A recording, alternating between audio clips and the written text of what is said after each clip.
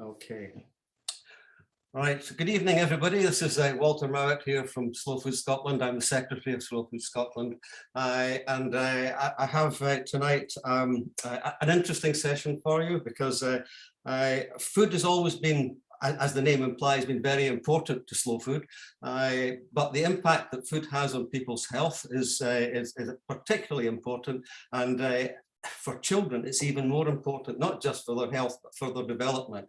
So if you've got the right kind of food going in, then you get the right kind of adults coming out at the other end. And the best place to try and trap that is in schools, because the children have to eat at school. If they're eating school food which are provided by the council, by the school, then that's the way to get them into the idea of having the right kind of food. So I think that the best thing to do now is to go over to Mark Hunter. Now, Mark is you can maybe perhaps tell us your official title, but you seem to be involved in food procurement in the broadest sense, and in implementing that. And perhaps asking Mark some of the things that the East Ayrshire have been doing in this area, because I understand that you've been quite a long time in the business of having what I would call slow food type suppliers involved. So Mark, what's your official title then? I'm Mark Hunter. I'm the strategic lead for food and facility support within East Ayrshire Council. Only just recently took on the FM side of things in the last 4 weeks. But mainly food. Do you want to perhaps give us a background to the most recent round of procurements, which involve obviously the two people that we've got here waiting in the wings to tell us their experience? So since 2004, East Ayrshire Council have been using and procured local suppliers. In 2004, what they did was they looked at different lots within the local sort of geographical area. And we broke it down into 5 geographical lots, which covered eggs, veg, fish, meat, and cheese in those different areas. And then what happened is the procurement process, I suppose, we engaged with local suppliers, first of all, and we seen and showed them how easy it would probably be to go through the procurement process. Now, the procurement process is the exact same as any procurement process with any sort of local authority.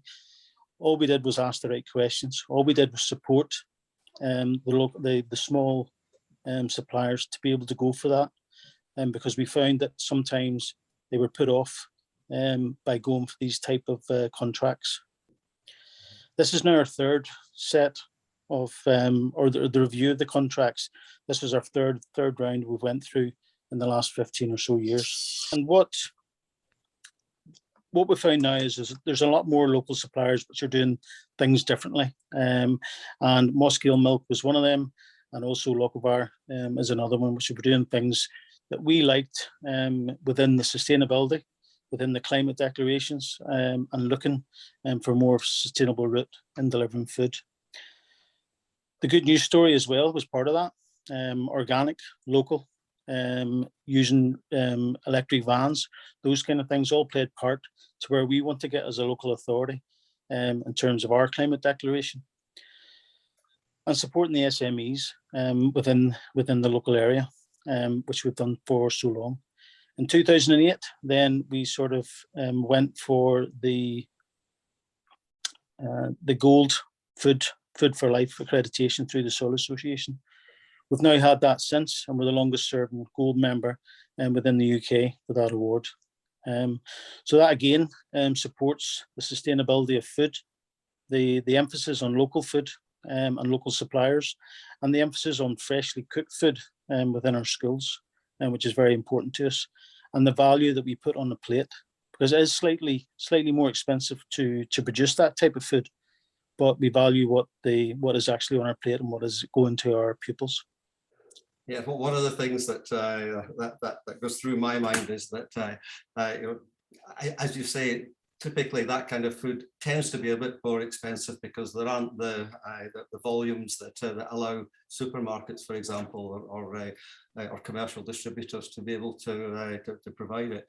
But you've also got to manage it against a budget. So there have to be some hard decisions, I guess, made sometimes as to where you go. Yeah, I mean, those decisions, I don't think, for us, they're not that hard, because what we did was we looked at other ways of income generation. So we did events outside, we do hospitality, we did dinners, and that produces additional income, which covers or helps cover the additional cost. Because we've been doing it so long, though, we've managed within our budgets, and I think it'd probably be harder maybe sometimes for a new local authority to try more local sustainability or organic side of things, where we tend to pay a little bit more extra for it. But because we've been doing it for so long, it's become second nature to us year in, year out. So we've managed to manage it, if you like. So do you have a set of criteria then that you apply to all the people who are applying? I mean, do you go out looking for people, or do you expect people people like Bryce to actually come in and sell themselves? How does it work? No, we do the exact same process as the normal procurement process. We put a PIN notice out, which is an information notice, and we put that out telling everybody that the local contracts or the contracts for the local authority on the food and organic will be coming up. And then again, they can show an expression of interest. It allows them to ask any questions through our procurement team. We can go back with any answers, if we can answer them. And then also they can ask about the whole procurement process. So they do get supported in terms of, we don't give any answers, but we do support them if they have any questions about the procurement process. Mm-hmm. Do you get many suppliers bidding for the business? Yeah, we got many suppliers this year. We probably got more than what we normally got this year. That's and a we good got trend. yeah, and we got some big suppliers which bidded for all lots, and some obviously just for one or two lots, which is always, it's always something we'll take into consideration. And we do the evaluation based on, there was 5 different people doing the evaluation on who we thought was correct for the supplies that we wanted. Okay, that's interesting. It might be worthwhile now bringing some of your suppliers in to talk about that. Doro, maybe you could start, or maybe I could introduce first of all that Doro is one of the directors of Locavor, and Locavor is a series of vastly expanding shops at the moment across central Scotland, hitting Edinburgh very shortly, I believe. Yeah. Ruben Chesters, who's your founder, is one of the Slow Food Scotland board members. So yes, very well known to us, and nice to see you here, Doro. Would you like to maybe give your views on the experience of being involved in the procurement? Yeah, sure. So for us, this is a really new thing, going for the procurement and providing food to schools, but it's something that we're really excited about, because we've been, so we do a lot of different things. We have the shops, which I think the public is most familiar with, but we also do the veg boxes. So we supply veg boxes all around central Scotland, and we do have a wholesaler that sells organic, mainly ambient dry goods to other organic shops around the UK. And so we do, and then we have a farmer as well, so that, but we do all these different things, and we were always quite keen to get our offer into schools or just generally in public places, so it's less of a niche kind of experience. I mean, our mission is to build a more local food system and a better food system that provides organic food and sources more locally and keeps more of the money that brings in the local communities. So I think for us, it was something that we're really keen on, is to provide schools or councils in general with food. And we've been looking at a couple of options for procurement before, but it never actually went through, because we found the contracts, like the thing that was asked for was quite difficult for a smaller company to deliver. because even though we do a lot of things, we are actually still quite small. And so, you know, they were asking for really specific stuff and graded potatoes and that kind of thing, which is something we're not able to do. So with the Ayrshire contract, it was great that, you know, it was all products that were easy for us to provide and that we do already provide to our customers and ourselves. So so we applied for that and we're really happy we got one of the lots that we applied for. We got the ambient goods. We also applied for veg, but didn't get that. But I think this is probably a really good one to start with, because I suppose with vegetables there's a lot more things that can go wrong than with a sack of rice. So I think that was a good start. It's still pretty new. I think with East Ayrshire there's been kind of some teasing trouble because like something went wrong with our delivery, but also you have a new warehouse and a new system. So I think it's been a bit more complicated than we would have liked. But I think my colleague Jack just spoke to one of the people in East Ayrshire, and it sounds like we're trying again soon. And in the meantime, it has been going really well with North Ayrshire as well. They're getting deliveries to all their primary schools, and they've been pretty happy with that.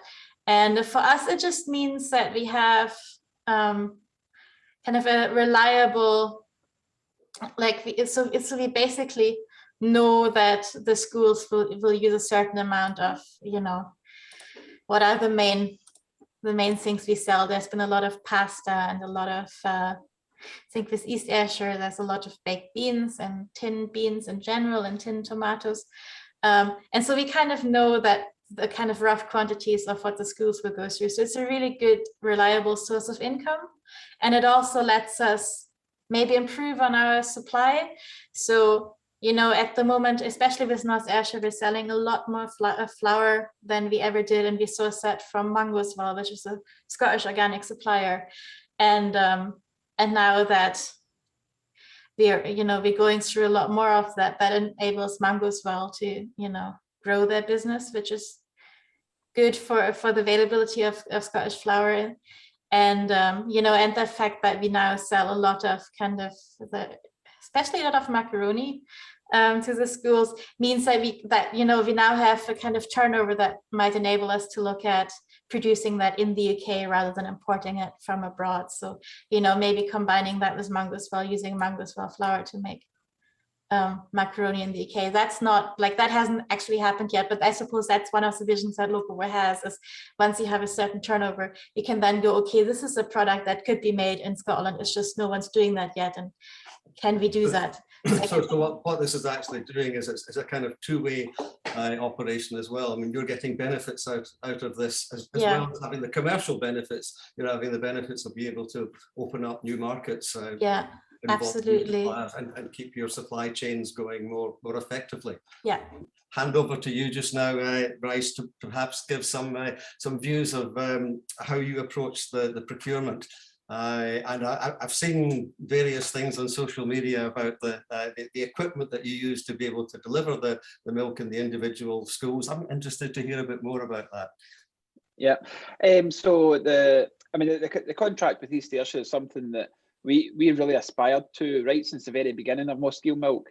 We obviously had noticed that living in East Ayrshire, East Ayrshire was a gold standard holder in the Food for Life programme, and when we had a passion to become organic and become waste free, you know, it was an obvious thing for us to really want to do. Particularly, you know, supplying local milk to local schools with local pupils was very much in the hit list as well.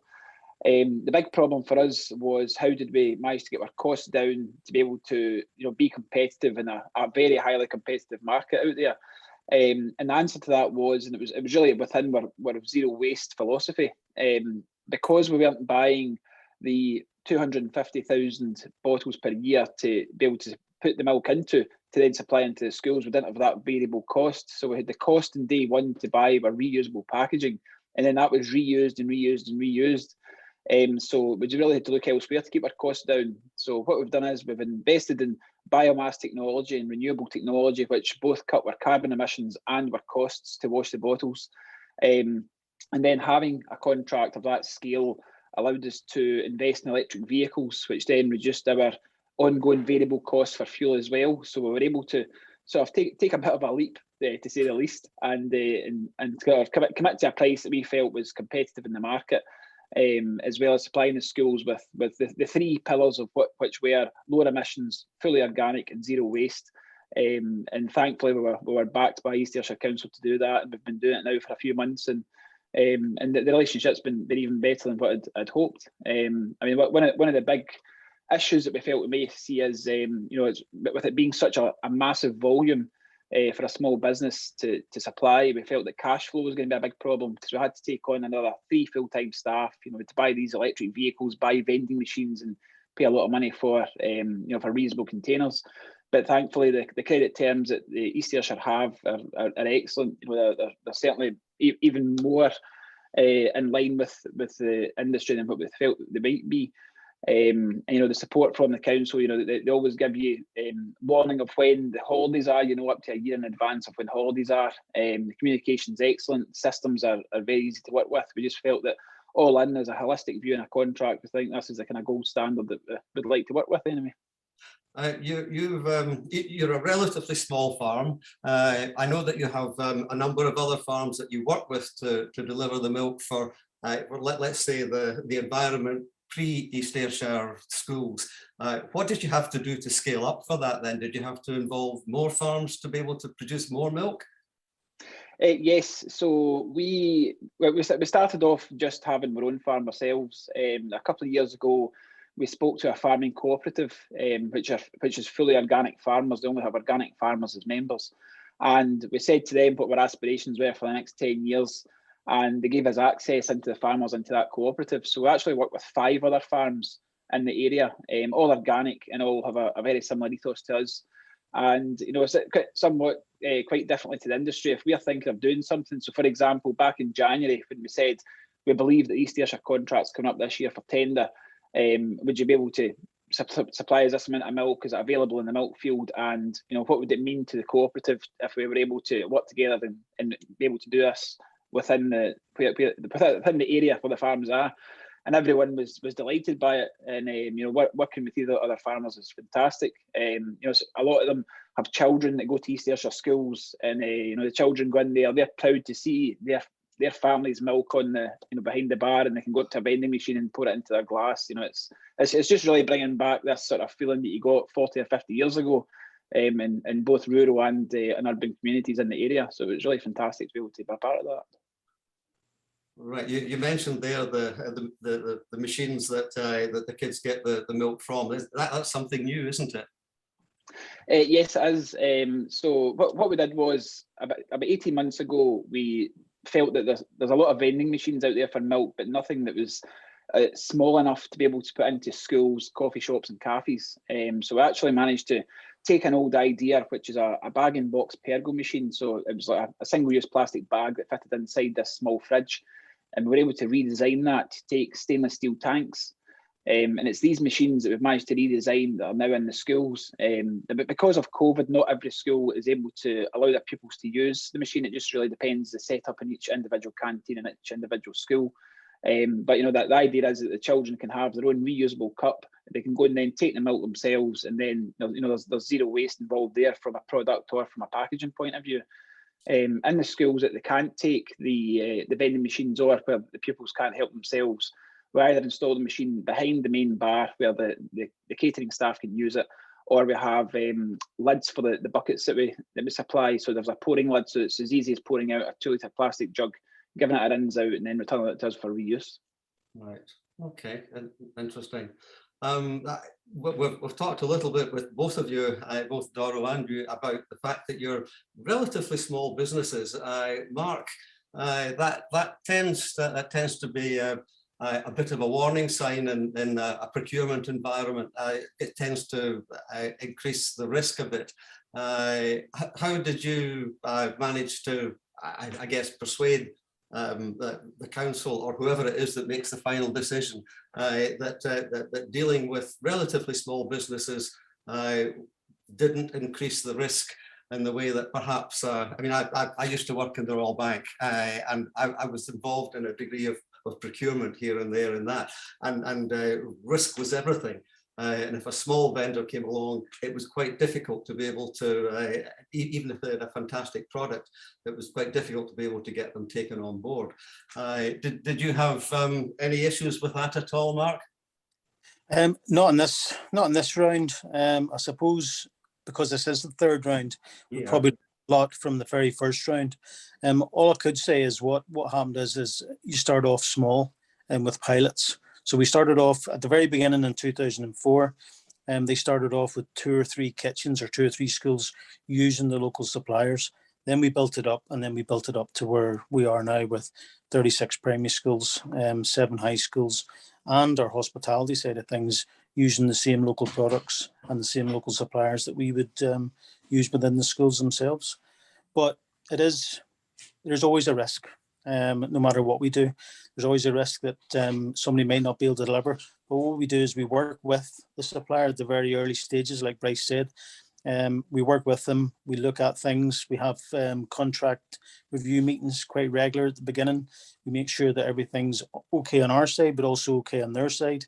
And like you say, through e-invoicing's been introduced over the last couple of years, really been pushed forward by the pandemic, which makes things a lot more easier for suppliers to be paid on time, which obviously keeps them sustainable. If they've got a regular income coming in and they know that, regular supplies and regular amounts, again, taking things forward. But no, we value working with the SMEs. It is about community wealth building. It is about supporting them. And I think because we have at that length of time of doing it, we know what things to look for if there is any issues. And we always do have a backup plan. We still have one big supplier that we keep for some items that we don't buy locally. So there is always a backup somewhere along the lines, but it's just working with the suppliers throughout the whole term of the contract. Okay. But maybe another question for you, Mark. I don't know if you're as involved in this aspect of it, but I'm interested in knowing how the children actually view it. Do the children relish the school meals? I mean, is there a high attendance at the school meals in general?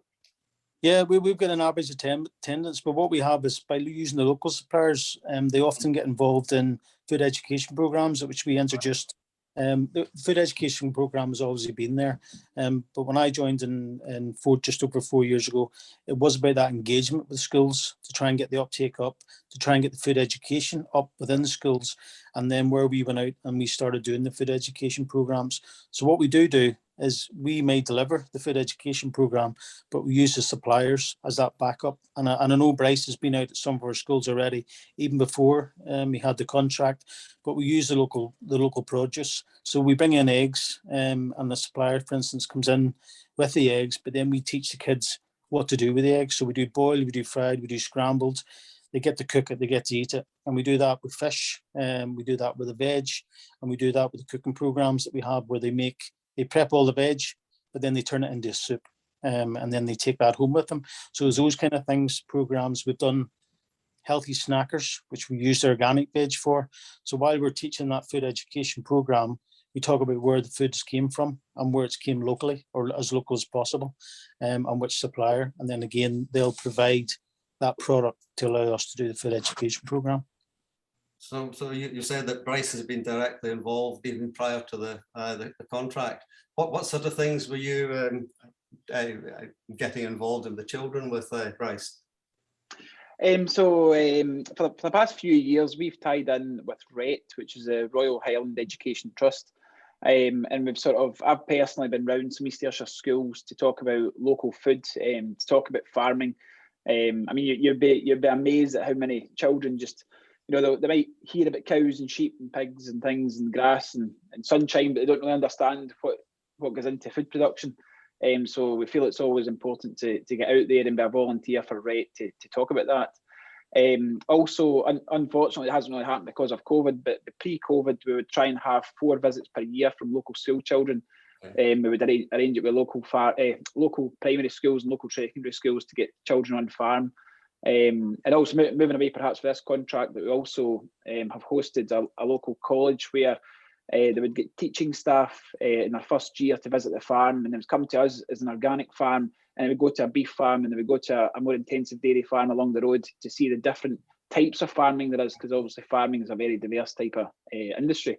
So, you know, we just try and, you know, go out there, try and use what we've done from a marketing perspective to sort of educate people in the local area. And again, you know, part of this procurement is a belief in the local food systems, and to tell people about not just what's happening at a food system, but perhaps what's happening outside of their village or at the end of their road, and who's involved in that food procurement. Interesting. Yeah, I take it, Doro, that have you had any involvement in that kind of activity at all from the Lochaber side? I mean, we haven't done that with the Ayrshire councils, but we before COVID, we did have a lot of visits from local primary schools to our shop, and we had a couple of members of staff who, gave them a little tour and explained, our range and why we sell things that we sell, and and why they're loose. We have a lot of zero-based loose goods, so we explained that and talked a bit about our suppliers. So we did do a bit of that. I feel like that was always kind of a very small thing that we did. And I think that would be a lovely thing to do a bit more of, especially, if there's a bit of a closer connection to other schools now. In the past, it's mainly been the primary schools in Govan Hill. But yeah, I think that's always a thing where it's like you need to have the capacity to have people to do that on top of all the other things that are going on at Lochaber. So that's always a tricky bit. But that's part of the added value, isn't it? Yeah, but I think it's great. I mean, I had that in school as well. We'd go to the local baker, or the local farmer would come in, and I think it really sticks with you. So yeah, I think it's a really good thing to do. Yeah. All right. So a question for you, Mark. Where do we go from here? I mean, you've obviously taken things from a very tentative beginning into something which sounds really impressive and really quite pervasive in the schools area. Where can it go from here? And maybe a secondary question there is: are you getting involved in any other school procurements to help them understand what the advantages are and what they might be able to do as well? Not directly. What we do have though is we are obviously members of Assist through Jane Jones, and I'm on that committee. And we often talk about there is more local suppliers looking at local produce and more local authorities looking at local produce and local suppliers. I think what has sort of brought it to the forefront is the pandemic, and because we did rely on our local suppliers for most or some of the food that we provided to the school kids while they weren't in school, and the food boxes that we delivered throughout the period of the pandemic. So we have relied on them for those, I would say, in a change from from an industrial or commercial size products to the domestic size products that we needed for the food boxes. And they were able to deliver on that, especially for the smaller SMEs. So where do we go from here? We still speak through Soil Association. We still speak to other local authorities. Some are interested in looking, but we are unique down here in Ayrshire. And the contract we do have is a Pan Ayrshire contract for South and North to come in on as well. We are unique because we have plenty of suppliers on our doorstep.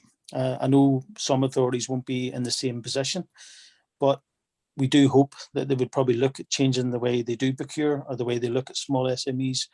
The community wealth building side is something that we're keen on. We do speak at other groups within the Ayrshire Food Group. We do speak on those and how we can collectively look at what we have on our doorstep to make things more valued, I suppose, to Ayrshire in general, but obviously to the local economy. Right. Okay. That's been quite fascinating. I think we're probably ready to draw to a bit of a close now. I feel that the way things are going in East Ayrshire, you're almost a model of what Slow Food would like to see right across the country. You're obviously passionate about it. you're able to drive that passion through into some real results. In one of the sessions that I had in another video session a couple of months ago, one of the chaps involved there said that China was starting to create a much greater demand for milk because they had recognized that milk seemed to improve the brains of the children in China in particular. I kind of feel that we should be looking at the IQ of the East Ayrshire children just now and then measuring it again in maybe 5-10 years time and seeing if there's a big difference. I don't know whether that's a complete apocryphal story or not, but it would be nice if that was what actually happened. Think of the effect that you're having, Bryce. Anyway, I'd like to thank you, Mark, for coming and being so open about what you're doing and how you're doing it. It's unusual to hear that kind of things which are so impressive to me, which perhaps aren't as important to many other people. I think that's fabulous, and certainly Slow Food is absolutely behind that. To Doro, thanks very much for your time as well. I will mention to Ruben that this has been a very good session, yeah, I think that's excellent. And Bryce, as usual, thanks very much for your entertaining and very articulate descriptions of all of the things you're involved in just now. I'm sure we'll be calling on you for some more assistance at some point in the future, but for now, thanks very much. So thanks for all of you. It's been an excellent session. Thank you. Thanks for having us.